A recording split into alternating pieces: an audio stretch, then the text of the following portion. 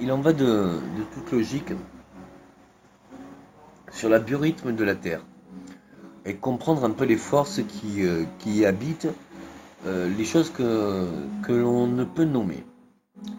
Nous avons fait dans l'étude des probabilités, justement de comprendre les 95 ou 17 ou 19% de probables avec le reste de pourcentage en probabilité impossible. Parce qu'on s'est rendu compte que des fois, en dénommant et en mettant la probabilité de ce qui ne pouvait pas se réaliser, bien des fois ça se réalisait comme ça ne pouvait pas se réaliser. Ce qui voulait dire que nous découvrons souvent une règle opposée. Mais on peut s'appuyer et dénombrer un théorème ou selon les lois, ou alors si on dénombre toutes les lois qui ne sont pas applicables, eh bien ça veut dire que toutes les autres le sont. Donc c'est à travers la constructée ou alors la dénomination que l'on peut vraiment dire qu'une loi est réelle ou pas. Il y a sur Terre, on a pu remarquer que pour chaque personne, il y a un cycle, il y a une numérologie, il y a un tout. Mais on a découvert aussi que le tout était des forces, et ci et ça.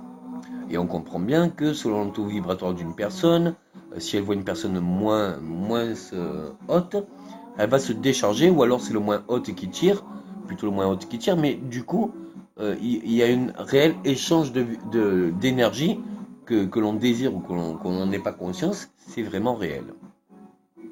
La dernière recherche, c'est de me dire que déjà nous ne sommes pas la plus grande énergie. On peut avoir conscience de la plus grande énergie qui nous anime, qui est universelle, mais en quantité, il faudra avoir conscience de toute l'humanité et ce que ça comporte pour arriver à quelque chose de grand. Mais malgré ce nombre, on peut se rendre compte que la planète est bien plus grande.